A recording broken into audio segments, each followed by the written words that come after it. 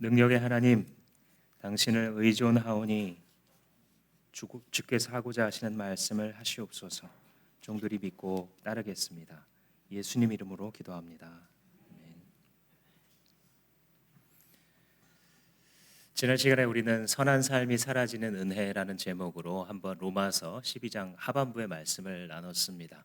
비밀번호 이야기를 했습니다. 우리가 집에 들어가는 비밀번호는 쉬운 비밀번호도 아니고 남들이 많이 쓰는 번호도 아니고 그렇다고 행운을 가져다 줄 것 같은 번호도 아닙니다. 바로 집주인이 정한 그 번호를 눌러야 문은 열리고 우리가 들어갈 수 있습니다. 마찬가지로 우리가 신자된 삶을 살아갈 때에 그것은 많은 사람들이 하는 방식대로의 규칙이 아닙니다. 쉬워 보이는 규칙대로가 아닙니다. 행운을 가져다 줄 것 같은 그런 방식도 아닙니다. 하나님께서 정하신 규칙을 따라서 살아갈 때에 우리의 삶의 문이 열리죠. 그리고 그 규칙은 다름 아닌 사랑과 선의 원리다라는 말씀을 여러분들과 나눴습니다. 그래서 지난 시간에 그 적용으로서 몇 가지를 살펴봤는데 잠시 한번 복습을 해보자면 첫 번째 관점을 나눴습니다. 이제 그리스도 안에서 은혜를 받은 신자는 새로운 관점을 갖게 되는데 그것은 다름 아닌 하나님 자신과 그분께서 우리에게 베푸신 은혜라고 하는 관점입니다. 하나님이 얼마나 거룩하신 분이신지, 지옥의 형벌을 받아 마땅한 우리에게 베푸신 그 은혜가 무엇인지라는 관점을 가지고 모든 사람을 보는 것입니다. 그 관점을 가지고 모든 사건을 바라보는 것입니다. 그랬을 때에 우리 안에 하나님을 기쁘시게 하고 싶다라고 하는 열망으로 가득 차는 것이 매우 당연한 일입니다. 선을 따라가기 위해서 악을 미워하고 전선을 형성하는 것, 저것은 나를 지옥 형벌에서 건져주신 하나님께서 너무너무나 싫어하시는 것이구나 하고 자기의 삶에 또아리를 틀고 있었던 뱀과 같은 그 악에 대하여 이제는 그저 그런 것을 여기지 않고 나는 저것이 싫다, 나는 더 이상 하나님을 불순종하기가 싫고 나는 더 이상 죄와 짝하는 것이 내게 어울리지 않다라고 악을 미워하고 선에 속해야 된다라는 것을 배웠습니다. 그리고 그 관점을 이제 처음에 그 교회 공동체 함께 지체들과 적용할 수 있다라고 했습니다. 그것은 바로 형제 사랑입니다. 서로 존경하기를 먼저 하며 그 사람이 존경받을 만한 어떤 가치나 업적을 이루어서가 아니라 하나님의 형상이라는 것만으로 그를 존중해주고 가치를 알아줄 줄 아는, 특별히 우리는 필라델피아 사랑의 존재라 그랬죠. 예수 그리스도 안에서 우리는 그저 조금 개선되고 조금 때를 씻어주는 것이 아니라 완전히 새로운 존재로 재창조하셨기 때문에 누군가를 사랑하지 않고서는 뭔가가 막힌 것처럼 느끼는 존재, 이전에는 누군가를 사랑하고 싶어도 진정으로 사랑할 능력이 없는 존재였다고 한다면 이제는 형제적 존재, 피를 나누지 않은 사람들임에도 불구하고 주님께서 나를 함께 묶어두신 지체들을 마치 내 형제 자매를 대하는 것처럼 대하는 그 사랑으로 우리를 만들어 주었다라는 것이었습니다. 그리고 마지막으로는 일에 대해서 적용을 했었죠. 이 선함과 사랑의 원리를 일에 적용하게 되면 성실해야 된다.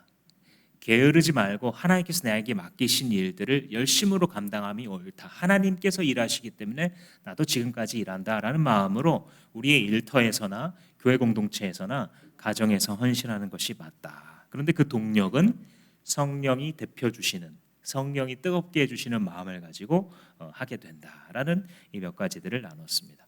오늘은 이제 여기에 이어서 선과 사랑이라고 하는 비밀번호, 그 규칙을 적용하는 나머지 두 개에 대해서 여러분들과 나누려고 합니다. 나머지 두 개는 간단합니다. 하나는 내면에 관련된 것이고 다른 하나는 관계에 관련된 것입니다. 먼저 내면의 자세에서는 소망과 인내와 기도라고 하는 자세를 우리에게 가르쳐 주는데 12절 말씀에 기록이 되어 있죠. 소망을 품고 즐거워하며 환난을 당할 때에 참으며 기도를 꾸준히 하십시오. 여러분, 환난이라고 하는 것은 나를 거의 부서뜨릴 정도로 깊게 짓누르는 것을 말합니다. 환난이나 시련은 여러 방면에서 사람들에게 보통 다가오죠. 내가 전혀 통제할 수 없는 환경에서 이 환난과 시련이 찾아오기도 합니다. 어떤 경우에는 어떤 시험을 통해서 나한테 이 환란이 주어지기도 하고, 심지어는 나를 괴롭히려고 하는 어떤 사람에 의해서 나에게 시련이 오기도 합니다. 그 방면은 이것들이 오는 시련이 오는 통로는 여러 가지이지만 그 이유는 딱 한 가지입니다. 신자에게 있어서는 그것은 무엇이냐면 하나님의 백성을 시험하기 위해서 온 것입니다. 우리가 하나님 앞에 어떤 믿음을 갖고 있는지 하나님은 달아보기를 원하시기 때문에 이런 일들이 찾아오게 되는데, 인간적으로 생각하면 시험이 찾아오면 우리는 짓눌립니다. 너무나 많은 일들이 우리에게 찾아와서 우리의 심령을 납작하게 만드는 느낌이 들 정도로 우리를 짓누를 때가 있죠. 근데 그리스도인들은 자기가 만나는 그 고통이 다 다르기는 다르지만 그래도 똑같은 것은 반드시 믿음으로 견디며 그 시련을 통과해야 됩니다. 그리고 그 시련을 통과할 힘은 주님께서 주신다라고 약속을 해 주셨습니다. 그게 이제 어떤 원리냐면 환난 자체를 보고 흔들리면 안 돼요. 우리가 이 두 가지를 구분할 수 있어야 되는데, 환난이 오는 것과 환난에게 지는 것은 같은 게 아닙니다. 환난이 찾아오는 것은 내가 통제할 수 없어요.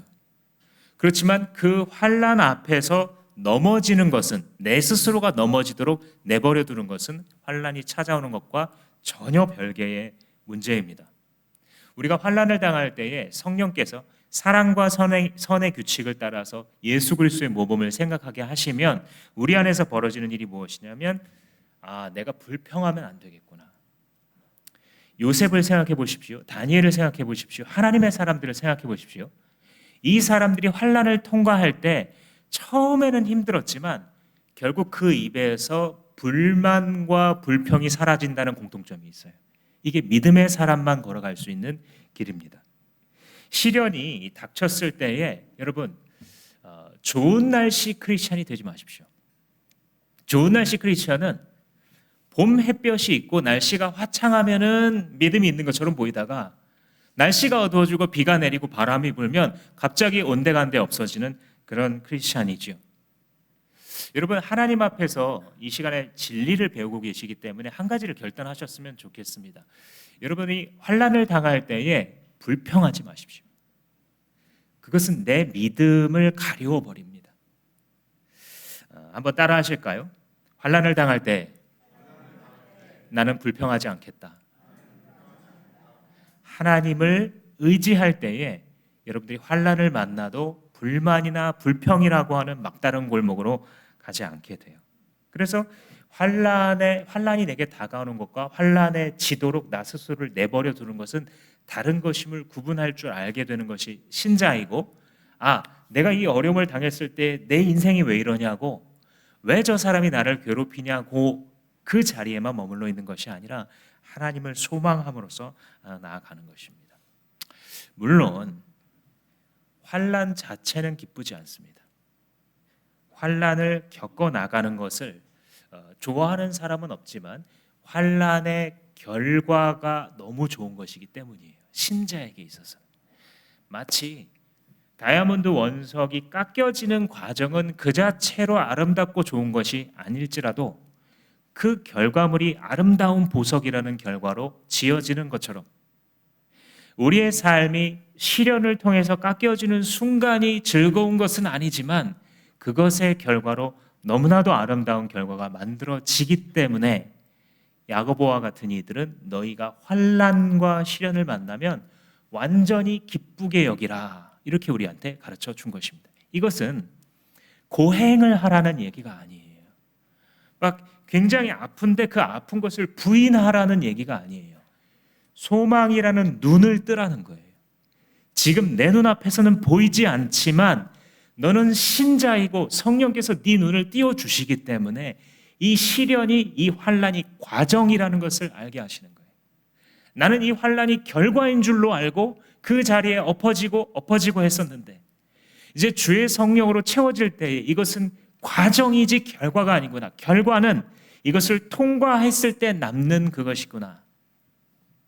남는 그것이 무엇인가? 바로 예수 닮기입니다. 신자가 환난을 통과한 보상은 내 주 예수 그리스도를 닮는 것이. 거듭난 신자에게 있어서 이것보다 더 큰 보상은 있을 수 없는 것이죠.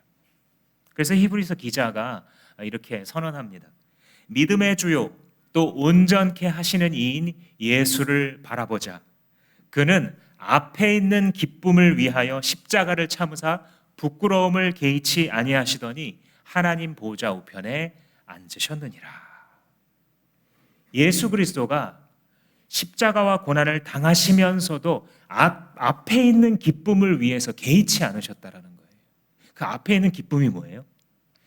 지금껏 구속의 역사를 이루어 오시는 하나님 아버지의 뜻이 이루어지는 것, 그리고 본인도 너무너무나 사랑하는 잃어버린 양들, 곧 우리들을 구원하는 그 결과, 앞에 있는 것, 예수 그리스도께서는 소망으로 꿰뚫어 보셨고 하나님의 영광과 우리의 구원이라고 하는 값진 결과를 위해서 기뻐함으로 소망 가운데 십자가와 고통을 견디고 지나갔던 것입니다. 따라서 신자가 환난을 당하거나 억울한 괴롭힘을 당하고 있을 때에도 이것을 통과하는 것이 내게 복이다라고 하는 소망의 눈을 갖는다면 그 사람 예수 닮은 겁니다. 작은 예수란 다른 것이 아니라 그리스도께서 걸어가신 길을 자기도 걸어가면서 그리스도께서 하신 생각을 닮아가는 것. 이게 작은 예수, 예수의 제자인 것입니다. 그래서 우리는 기도 시간에 주님 앞에 그렇게 기도할 수 있어야 돼요. 주님, 내가 예수 닮을 수 있다면, 교만한 나를 무릎 꿇리셔서 주님 앞에 항복하고 예수 닮을 수만 있다면 이 환난은 나에게 복된 것입니다. 이 수치는 나에게 복된 것입니다.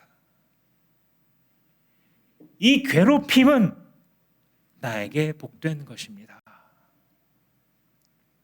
이게 바로 신자의 사고방식입니다. 그리고 나서 기도를 꾸준히 하십시오 이런 말 하죠. 12절 마지막에. 이게 이제 소망과 연관되어 있는 거예요. 소망이 있는 자는 기도하게 되어 있습니다. 기도를 꾸준히 하며 이전 성경에는 번역을 항상 기도하며 이렇게 번역을 했는데 중단 없이 기도한다 이런 뜻입니다. 왜 그러는가? 기도는 낙심의 유일한 대안이기 때문입니다. 우리가 살아가면서 이 세상이 마귀의 지배를 받고 있다는 사실을 아셔야 됩니다. 성경이 그렇게 가르치죠. 우리의 싸움은 혈과 육에 관한 것이 아니라 하늘의 공중 권세 잡은 자를 향한 것이다. 쉽게 말하면 이 세상을 다스리고 있는 마귀의 세력과 맞서 싸우는 예수의 군대의 일부예요. 우리는. 그렇기 때문에 이 마귀의 지배가 강하게 있는 세상 속에서 믿음을 지키려면 기도하는 수밖에 없어요. 만약 거듭난 사람이 기도하지 않고 있다, 그것은 둘 중 하나입니다. 기도를 배운 적이 없거나 아니면 게으르거나. 우리가 영적으로 죽어 있기 때문에 영적인 갈등을 느끼지 못하고 모든 것을 육적으로 해석하고 있는 것입니다. 기도가 왜 그렇게 중요하냐? 기도는 하나님의 은혜의 면전 안으로 다시 들어가는 거예요. 그 아들 예수 그리스도의 십자가 안에서 나를 사랑하여 주신 그 사랑의 면전으로 다시 들어가는 통로는 바로 기도입니다. 그분의 옆에 가서 앉는 것이고 그분과 가까이 하는 것이에요. 그분과 인격의 교제를 누리는 것이, 내가 그저 뭔가를 구하는 정도가 아니고 은혜의 보좌에서 내 주 하나님과 사귀는 것이 기도입니다. 그래서 혼자가 아님을 알게 되는 것이죠. 어린아이와 아빠가 같이 길을 걷고 있을 때 이런저런 얘기로 조잘거리던 아이가 갑자기 몸에 소름이 돋습니다. 날이 어두워지고 캄캄한데 뭐가 나타나면 어떡하지? 별 상상이 다 듭니다. 그래서 아빠의 옷깃을 조금 더 강하게 붙잡으면서 자꾸 아빠한테 말을 시킵니다. 무섭다는 거죠. 그러면 아빠는 그것을 바로 알아채고 그래 하고 더 가까이 와서 말해줍니다. 자기가 아이의 손을 꽉 잡아줍니다.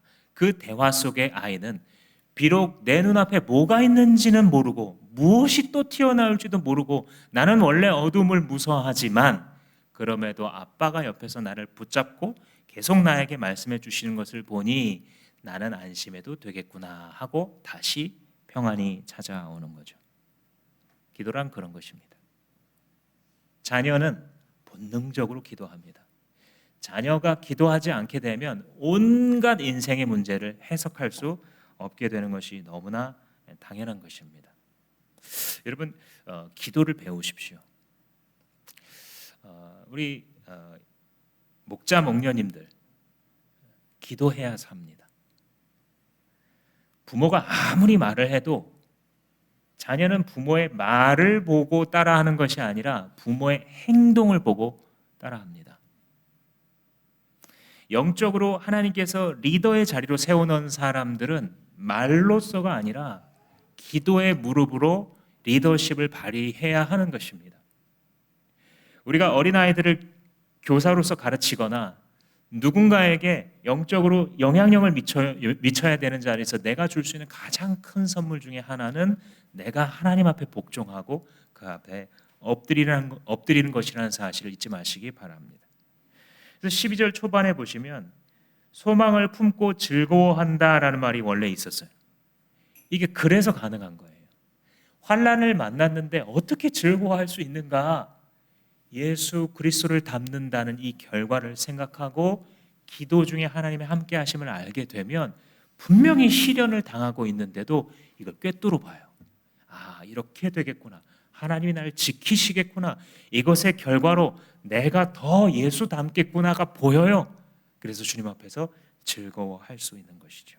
이것이 바로 하늘의 즐거움, 순전한 즐거움입니다.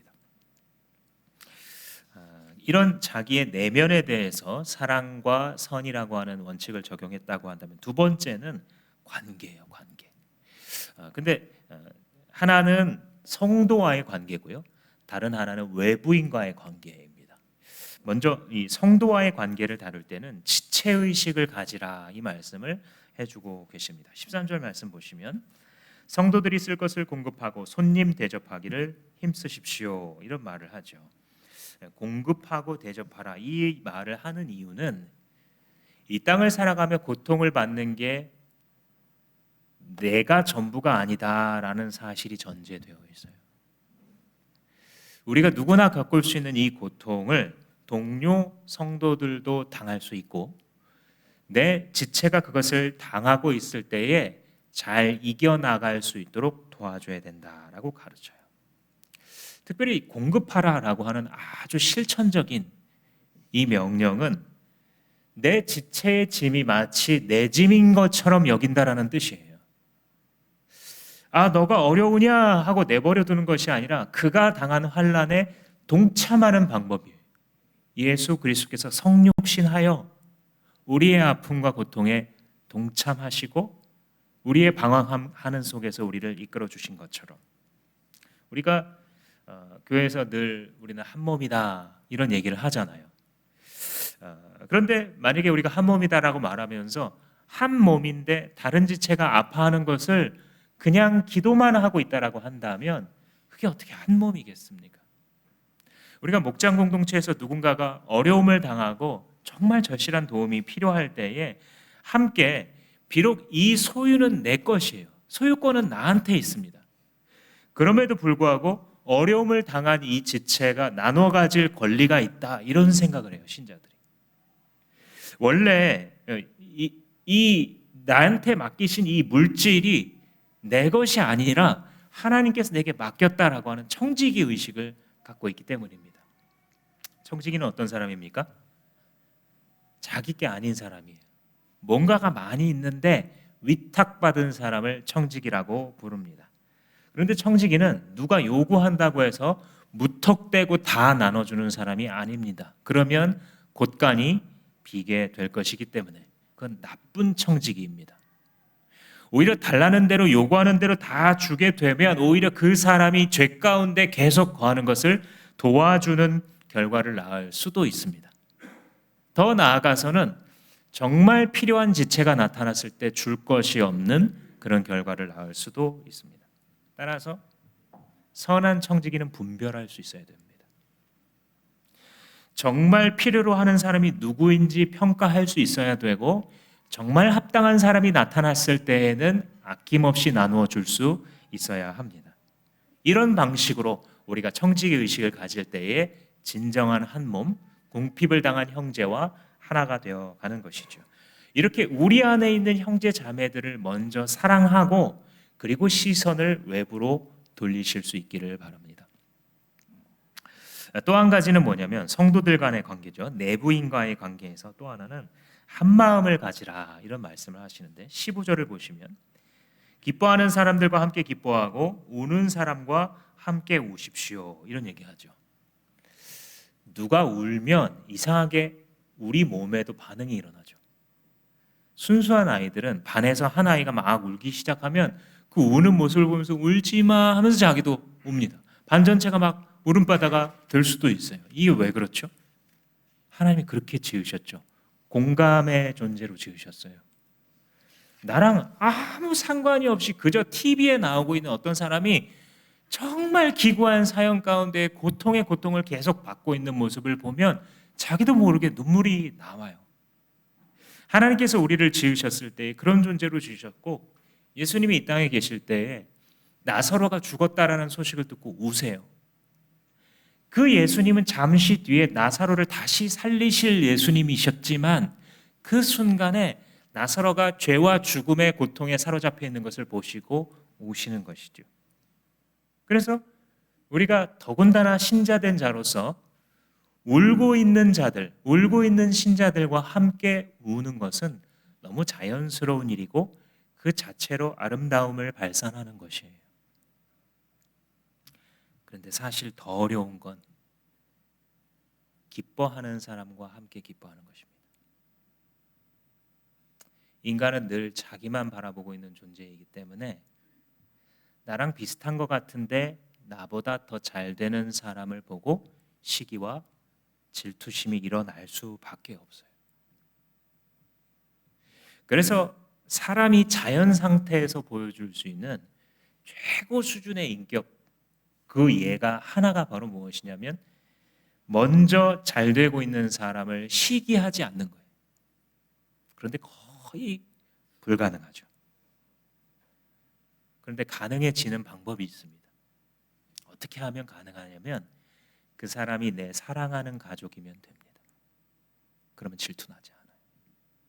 즉 신자들의 공동체에서 나랑 비슷한 것 같은데 저 사람은 뭔가 더 먼저 풀리는 것 같고 먼저 자리 잡는 것 같고 먼저 가정도 하는 사역도 잘 되는 것 같고 나는 그렇지 않을 때 질투나지 않을 수 있는 방법은 무엇이냐면 그가 나의 사랑하는 가족이구나 라는 주님의 음성을 받아들이는 것입니다.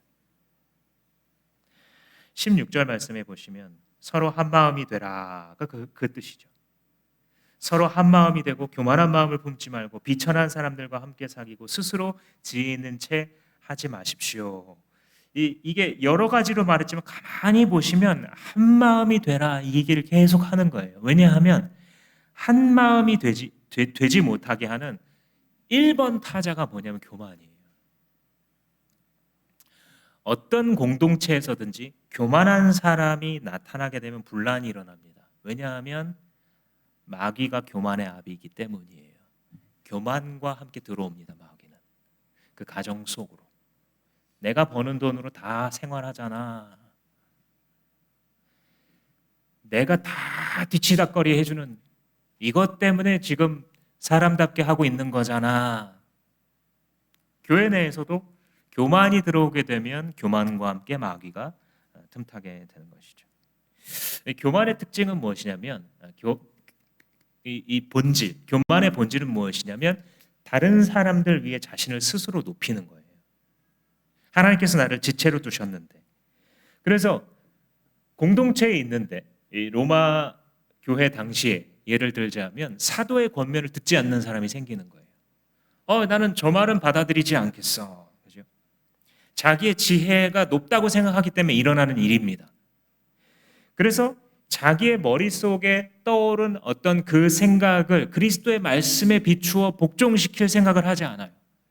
그냥 한번 떠오르면 입으로 나옵니다. 이게 교만입니다. 자기가 맞다라고 믿기 때문에 할 수 있는 교만이죠. 그리고 이게 이제 행동을 주어서 나타나는 게 뭐냐면 비천한 사람들과 어울리지 않으려고 하는 거예요. 왜냐하면 자기는 저런 사람들과 같이 할 그런 급이 아니라는 거예요. 어떻게 하면 조금 더 교양 있고 잘난 사람들과 교제하면서 멋있는 것을 느낄까? 아니, 나보다 조금 더 잘난 사람들 틈바구니에 들어가서 어떻게든 교제를 해보고 싶은, 이게 보통의 마음이에요. 그런데 이런 마음은, 이런 지혜는 주님으로부터 나오는 게 아닙니다. 지혜가 귀신의 지혜도 있어요. 야고보서 3장에 보면 어떤 종류의 지혜를 설명하면서 이런 말을 합니다. 이러한 지혜는 위로부터 내려온 것이 아니요 땅의 것이요 정욕의 것이며 귀신의 것이다. 이런 말을 해요. 분명히 똑똑한데, 분명히 지혜로운데, 많이 아는데 그 지혜가 주님으로부터 온 것이 아니라 귀신으로부터 온 것이다. 그 결과는 너무나 뻔하죠. 그래서 이 로마서에도 스스로 지혜 있는 채 하지 말라. 그게 바로 마귀가 하는 일입니다. 그러니까 마귀의 권세로부터 건져낸 사람이 할 짓이 아니에요. 스스로 지혜 있는 채 하는 것이. 사랑하는 성도 여러분, 자신이 얼마나 어리석은지 깨닫는 축복이 있기를 축원합니다. 하나님 앞에 선 자만 깨달을 수 있는 그 지혜. 하나님, 나는 어리석습니다. 진짜 지혜에 대해서도 야고보가 말을 해요. 오직 위로부터 난 지혜는 첫째 성결하고, 다음에 화평하고 관용하고 선한 열매가 가득하다. 이게 진짜 똑똑한 사람의 특징이라는 거예요. 지혜의 근원 되시는 그분이 지혜를 부어주시면 첫째 성결을 쫓아간대요. 이게 세상이 해줄 수 있는 말이 아니죠. 지혜랑 성결이 무관하다고 믿기에. 그죠? 오히려 성결하면 얼굴 저 순진한 거, 이게 세상의 지혜죠. 그죠? 하늘로부터 난 지혜는 성결하고 화평을 추구한다는 거예요. 그래서 열매가 가득하다. 신자는 지혜라는 것을 이렇게 영적으로 볼 수 있어야 됩니다. 그게 신자의 사고 방식이에요. 그래서 지혜를 주님께서 주시면 주실수록 더 겸손해질 수밖에 없어서, 자기를 볼 때는 자기의 생각을 통제할 줄 알고 타인을 대해서는 사랑과 화평을 늘 만들어내는, 그것이 바로 진짜 지혜를 가진 사랑과 선의 원칙을 따르는 신자들의 모습입니다. 마지막으로 세 번째는 외인들을 향한 관계입니다. 신자와의 내부적인 관계라고 했다라고 한다면 지금부터는 외부, 믿지 않는 분들 간의 관계입니다. 14절 말씀 보시면, 여러분을 박해하는 사람들을 축복하십시오. 축복하고 저주하지 마십시오. 이런 일견 받아들이기 어려운 이런 말을 합니다. 또 뒤로 넘어가면 17절에도 거의 비슷한 말을 하죠. 아무에게도 악을 악으로 갚지 말고 모든 사람이 선하다고 생각하는 일을 하려고 하십시오. 그러니까 쉽게 말하면 악을 악으로 갚지 말고 선으로 대응하라, 이런 말을 하는 겁니다. 19절 말씀에도 원수를 스스로 갚지 말고 하나님께 맡겨라. 하나님이 알아서 하신다. 그러니까 이 길게 21절까지 쭉 설명한 이 한 덩어리의 이 관계는 뭘 얘기해 주냐면, 어떻게 나를 괴롭히는 사람, 나에게 악의를 갖고 있는 사람에게 대응할 것인가, 이 비결을 가르쳐 주는 거예요. 세상에서 우리는 신자들만 만나는 게 아닙니다. 세상에서 얼마든지 마귀의 지배를 받고 자연적 인간 상태, 이기심과 탐욕과 남 속이는 것을, 그리고 남을 괴롭히는 데에서 어떤 희열을 얻는 이런 인간 군상들을 우리는 많이 만날 수밖에 없죠. 그때 어떻게 해야 되는가? 여러분을 박해하는 사람을 축복하라. 사실 누군가 나한테 악하게 대하면 사람의 마음은 다 흔들립니다. 그래서 처음에는 그 사람이 악인이었는데 점차 나도 악에 받쳐서 행동하고 있는 것을 발견해요. 그러니까 이 구절은 나한테 악하게 구는 사람들에 대해서 그냥 내가 가지고 있는 평상시의 상식을 가지고 대항하면 100%질 수밖에 없는, 악을 당하고 괴로움을 당하는 것도 억울한데 결국 그 전쟁에서 지게 되는 원칙을 얘기해 주고 있죠. 그래서 주님의 지혜는 뭐냐면 상대와 상관없이 선으로 대응하는 거예요. 나한테 선으로 대하는 사람을 당연히 선하게 대하겠지만 나한테 악하게 대하는 사람에 대해서도 뭘로 대해요? 선으로 대응하는, 이게 주님의 지혜예요. 이거 요약하면 뭐냐면요, 상대에 따라 내가 누구인지 달라지지 않는 삶의 길입니다. 예수의 길이죠. 로마서는 사실 하나님의 위대한 영광을 다루고 있거든요. 위대하신 하나님의 구원의 영광을 다루고 있고 하나님이 다 이루신다 이런 말을 해요. 그런데 사실 세상 사람들이 이 구원의 영광을 아는 것은 우리 손에 달려 있습니다. 왜냐하면 이 사람들은, 세상 사람들은 우리를 보고 나서 그 구원의 영광에 대해서 판단하기 때문에, 만약에 우리가 지금 로마서에서 배운 대로 칭의에 대해서 알고 중생에 대해서 알고 성화에 대해서 신학적인 지식을 갖고 있다 할지라도 여전히 세상에서 세상 사람들과 같은 방식으로 살아간다면 그들은 복음으로부터 돌아설 것입니다. 우리들의 말을 보는 것이 아니라, 우리 베드로전서를 수요일날 묵상하고 있죠. 우리의 말을 보는 것이 아니라 우리의 행위를 보고 있기 때문에 결국은 그렇게 되는 것이죠. 그래서 여기서 깨달을 수 있는 것은 뭐냐면 가장 훌륭한 전도는 신자가 신자답게 사는 거예요. 우리의 일상생활 속에서 그리스도인에게 어울리는 방식대로 살아가는 것, 그게 최고의 전도입니다. 이 방식을 주님께서는 수천 년간 사용해 오셨어요. 우리로 하여금 너희는 빛의 자녀라 말씀하셨죠. 일어나라 빛을 발하라 말씀하셨습니다. 너희 빛을 보고 사람들이 하늘에 계신 너희 아버지께 영광을 돌리게 하라 라고 말씀하신 이 모든 것은 바로 이 방식으로 주님께서 세상 사람들을 부르셨기 때문입니다. 매력 공동체예요. 매력이 있어요.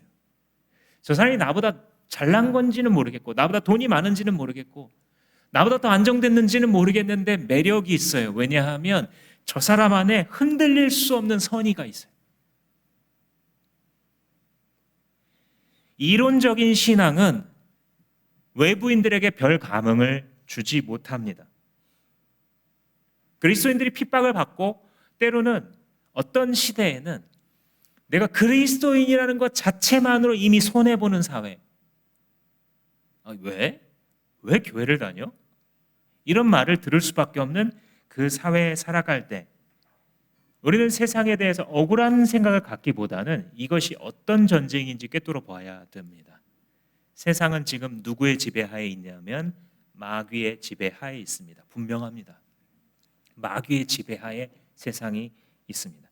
그렇기 때문에 우리에게 힘든 시간을 주는 사람들도 알고 보면 자기가 마귀의 지배를 받고 있다는 사실을 알지 못하는데 우리한테 그렇게 대하고 있는 것이죠.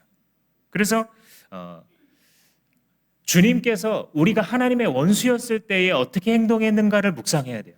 우리가 세상에서 그리스도인이라는 이름으로 핍박받을 때, 내가 죄인일 때 그리스도는 나를 멸하러 오시지 않았어요. 그죠?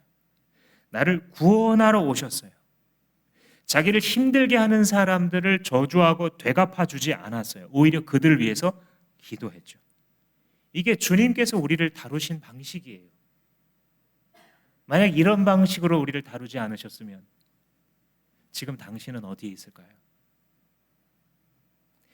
하나님께서 거듭나지 않은 사람을 내 곁에 두시고 그가 이기적으로 행동하며 때로는 나에게 아주 힘든 시간을 주고 있을 때에도 우리는 믿음의 눈으로 이것을 볼 수 있어야 돼요. 저 사람도 무지하구나. 자기가 무슨 일을 하고 있는지 알지 못하구나. 사탄의 노예가 되어서 사탄이 시키는 대로 그런 행동을 하면서도 스스로 자기가 그렇게 되고 있다는 사실조차 알지 못하는 하나님, 저 사람을 불쌍히 여겨주십시오. 그게 예수님의 기도였죠. 우리의 기도입니다.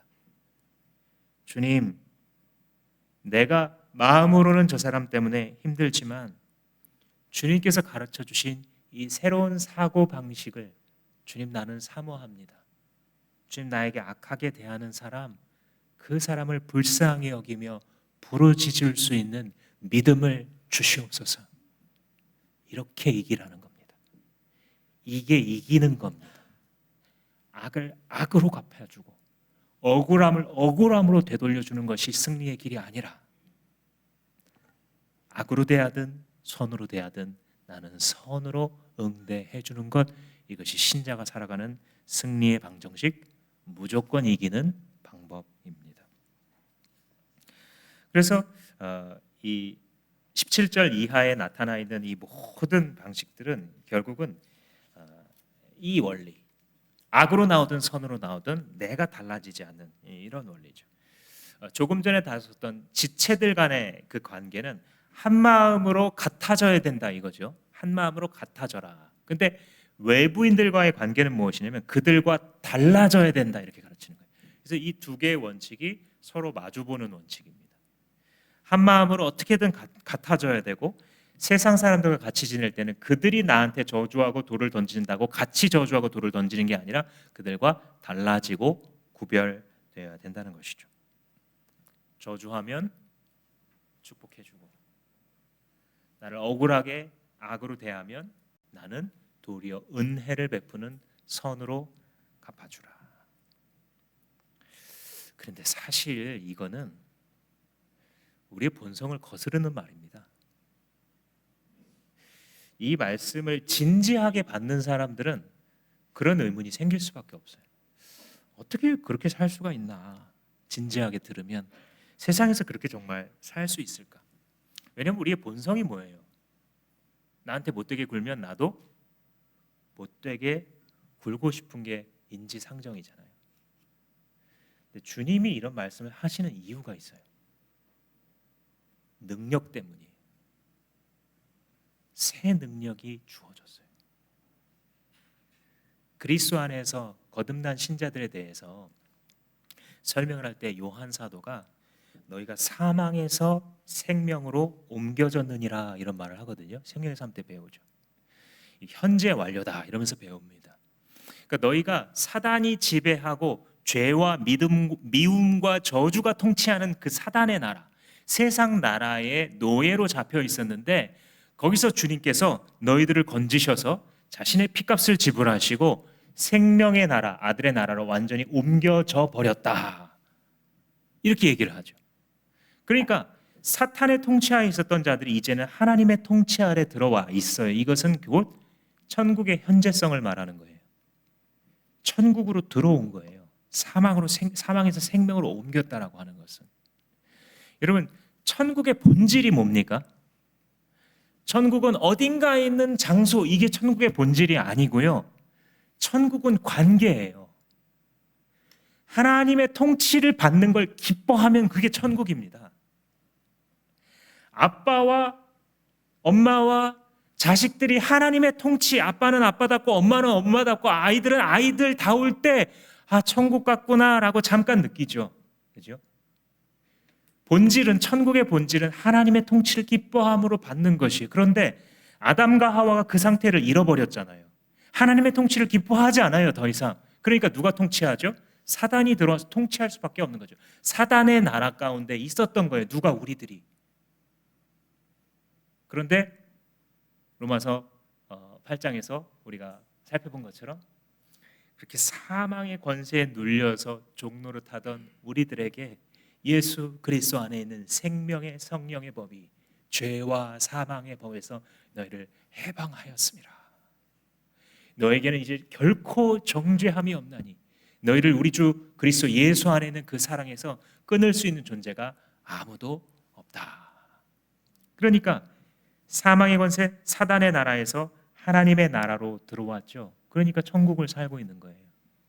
천국은 마태가 유대인들 잘 알아들으라고 살짝 예수님의 말씀을 용어를 바꿔서 쓴 기록이죠. 원래 예수님의 입에서 나온 말씀은 하나님 나라입니다. 신국입니다.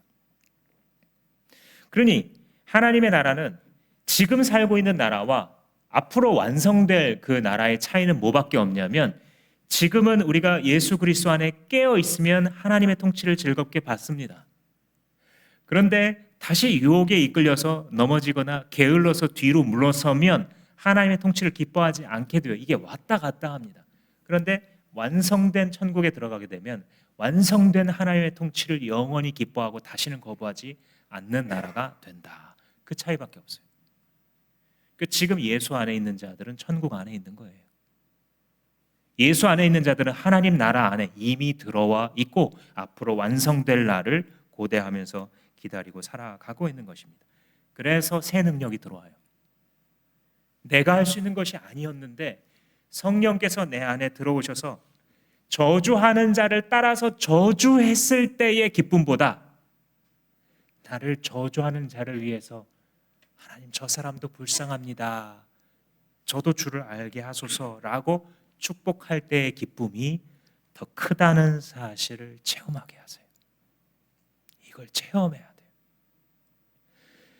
기독교는 체험의 종교여서 하나님 하시는 말씀을 이렇게 듣다 보면 그렇게 안 될 것 같은 게 너무 많아요.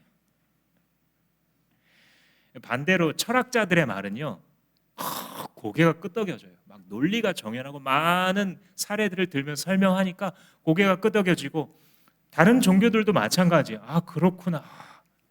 근데 해보면 안 돼요. 말은 멋있는데 실제로 그렇게 안 사라진다니까요. 근데 기독교는요, 안 될 것 같은데 믿는 사람이 그대로 그 길을 가보면 거기에 길이 있어요. 왜냐? 하나님 살아계시기 때문에. 하나님 능력의 하나님이시기 때문에.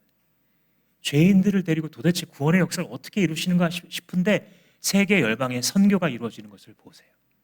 그 핍박받았던 한 줌 안 되는 예수 그리스도의 제자들이 유럽을 뒤덮고 아메리카 대륙들을 뒤덮고 조선 반도에 들어오고 중국으로 복음이 들어가고 이슬람권 마지막으로 복음하고 있는 이 장면들을 보세요. 안 될 것 같은데 너희는 가서 모든 족속으로 제자를 삼으라는 말이 허황된 목수의 꿈인 것처럼 보이는데, 그것은 목수의 꿈이 아닌 그리스도 예수의 꿈이었고 그대로 이루어집니다. 그것이 지금 여러분 가운데 역사하고 있습니다.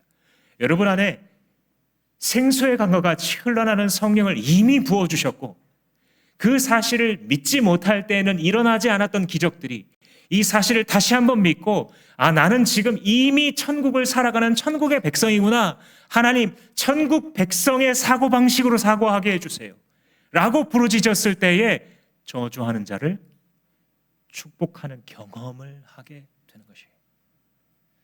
저는 우리 주마음교회 지체들이 이걸 경험했으면 좋겠어요. 예수님이 이렇게 말씀하시는데 아, 참 어렵지요 하고 마치 많은 현자인 것처럼 교만한 말 몇 마디로 하나님 말씀에 대한 순종을 대체하는 것이 아니라, 하나님, 난 도저히 이해가 안 됩니다. 다른 사람은 몰라도 내가 어떻게 이 사람을 축복할 수가 있습니까 싶은데 주님이 그렇다라고 하시니 그 길을 가보았을 때 이렇던데요 라고 간증하는 분들이 이 자리에 많이 올라왔으면 좋겠습니다. 저는 매주일 이 자리에 간증자가 있기를 기도하고 있습니다. 하나님, 목사가 직업적으로 이 자리에 올라와서 매주일 선포하는 것, 그건 어찌 보면 계속되는 것이겠지만, 목사가 아님에도 불구하고 하나님을 만나고 하나님 나라에 헌신하고 그를 사랑하는 것이 인생의 답이라고 하는, 모든 행복의 열쇠라고 하는 것을 깨닫고 체험한 사람들이 이 자리에 올라와서 동일하게 간증할 수 있게 해주십시오. 우리가 추구하는 공동체와 신앙생활은 바로 그런 것입니다. 그 그리스도의 다스림이 아니고서는 내 안에 이런 일이 이루어질 수 없는 거예요. 그리스도의 다스림 가운데 여러분들이 있게 되면 그리스도의 다스림 안에서 이제 나한테 악하게 군다고 내가 악한 자가 되지 않아요. 어떤 사람들이 나한테 욕하고 저주한다 그래서 나도 욕쟁이가 되지 않아요. 나는 그냥 그리스도가 만드신 나로 남아있어요. 네가 어떻게 나와도, 상대가 이렇게 나와도 저렇게 나와도 나는 나로서 존재할 수 있는 길, 그 비밀번호, 그게 사랑과 선의 원칙이에요. 그게 그리스도를 닮는 원칙이에요. 주님 안에서 환난을 당했을 때 소망 안에서 기뻐하는 원리입니다. 나는 그리스도를 따르는 자이지 이제 더 이상 나를 만족시키려고 살아가는 자가 아니에요. 다른 사람을 만족시켜주기 위해서 살아가는 자도 아니에요. 그래서 만약 누군가가 나를 괴롭힘으로써 내가 주 안에 겸손하게 엎드러질 수 있다고 한다면 그것은 이제 나의 복이에요. 내가 이 환난을 당함으로써 예수 닮아갈 수만 있다면 나는 도리어 감사할 것이며 나에게 그 환난을 가져다 준 사람을 예수의 본을 따라 축복할 것입니다. 그래서 18절 말씀에 이 말씀이 있는 거예요. 같이 한번 18절을 읽어볼까요? 시작. 여러분 쪽에서 할 수 있는 대로 모든 사람과 더불어 화평하게 지내십시오. 이 말은 나한테 통제 권한이 있다라고 한다면 화평하라라는 뜻이에요. 그럴 수 없는 경우도 있겠지요. 그러나 내가 선택할 수 있다면, 내가 할 수 있는 부분까지는 어떤 대가를 치르더라도 화평을 만들어내는 사람, 이 사람이 새 능력을 가진 사람입니다. 그러한 관대함을 가질 수 있는 이유가 19절, 20절, 21절에 나타나 있죠. 그래서 하나님께 맡기는 거예요. 내가 분하고 저주받은 것 같고 억울하지만 그것은 하나님께 맡기고 나는 나의 할 일, 청지기로서 주님께서 내게 보여주신 본대로 악을 악으로 대응하는 것이 아니라 악으로 나와도 선으로 대응하고 선으로 나와도 선으로 대응하는 진정한 그리스도 안에서 나를 찾은 나된 모습으로 살아가는 것, 그게 진정한 승리의 길이라는 것입니다. 사랑하는 주마음교회 성도 여러분, 여러분들 앞에 하나님께서 보여주신 이 두 길 중에 여러분들 무엇을 선택하시겠습니까? 세상에서 지배하는 그 원리대로 나를 괴롭히는 사람은 나도 미워하고 나에게 자랑해주는 사람은 나도 사랑했던 그 길에 계속 머무시겠습니까? 아니면 사랑과 선의 원리로 승리하는 새로운 길로 주 예수께서 여러분들에게 약속하신 그 길로 가시겠습니까? 성령께서 깨우치시기를 주님의 이름으로 축원합니다. 기도하시겠습니다. 주의 진리가 우리를 자유케 함을 다시 한번 경험합니다. 하나님, 우리가 삶의 어떤 곳에 머물러 있다 할지라도, 사랑하는 우리 지치들 가운데에 어떤 환난을 만나 그 자리에서 넘어져 있다 할지라도 주의 말씀이 이 시간 들어가 그들을 자유케 하시고 그들을 일으켜 주시고 그들을 살려 주시옵소서. 사람들이 나를 괴롭히는 것이, 내가 환경으로부터 고난을 당하는 것이 나로 주 안에 겸손케 만들 수만 있다면, 나로 내 주 예수 그리스도를 닮게 만든다면 하나님, 환난은 나에게 복된 것입니다 고백함으로 악을 따라 악으로 갚는 자가 되는 것이 아닌 악을 받았지만 선을 돌려줌으로 하나님 보시기에 완전히 승리하는 그 삶을 살아가도록 사랑하는 주마음교회 지체들을 축복하여 주시옵소서. 예수님 이름으로 기도합니다. 다 같이 일어나셔서